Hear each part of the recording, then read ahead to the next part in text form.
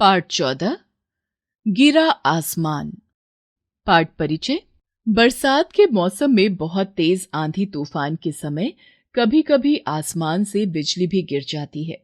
खरगोश को भी कुछ ऐसे ही गिरने की तेज आवाज आती है, जिससे वह समझता है कि आसमान गिर रहा है। आइए पाठ पढ़कर जानते हैं कि आखिर वह किस चीज की आवाज थी। जीवन मूल्य: सोच समझकर काम करना, सूझबूझ, वैज्ञानिक दृष्टिकोण का विकास तथा अंधानुकरण से बचना। एक समय की बात है, घने जंगल में एक खरगोश पेड़ की छाया में गहरी नींद में सोया हुआ था। मौसम सुहावना था, ठंडी हवाएं चल रही थी। अचानक बहुत जोर से धड़ाम की आवाज हुई।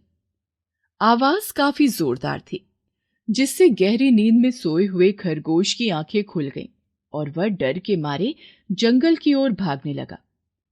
उसे भागते देख कई जानवरों ने उससे पूछा, क्या हुआ खरगोश भाई? घबराए हुए खरगोश ने चिल्लाकर कहा, भागो भागो, आसमान गिर रहा है। यह सुनकर सभी जानवर भागो भागो चिल्लाते हुए उसके पीछे पीछे भागने लगे। सभी जानवर भागते भागते जंगल के राजा शेर के पास पहुंचे। शेर ने पूछा, अरे भाई, क्या हो गया? सब लोग कहां से भागते हुए आ रहे हो? भालू ने कहा, आसमान गिर रहा है, आप भी भागिए महाराज, वरना आपके ऊपर आसमान गिर जाएगा।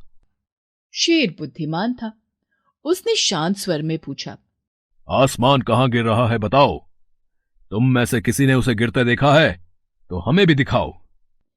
इस पर सब जानवर एक दूसरे का मुंह देखने लगे और फिर एक दूसरे से पूछने लगे कि सबसे पहले किसने आसमान को गिरते देखा।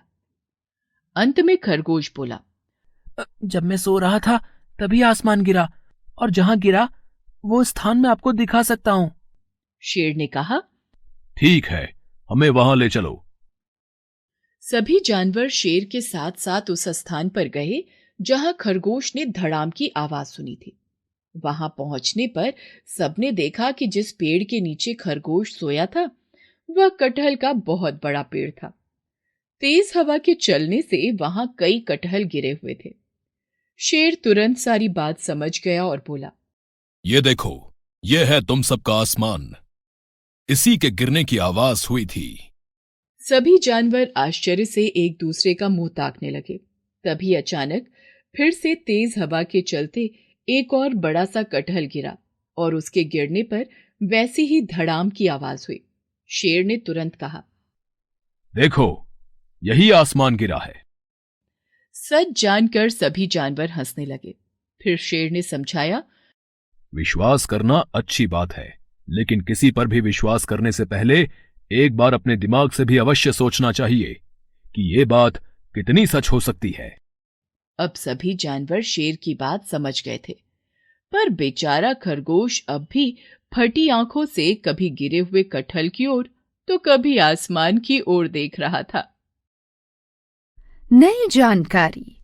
बहुत तेज आंधी तूफान में भारी चीजें भी उड़ जाती हैं। आंधी तूफान के बाद अक्सर बारिश होती है।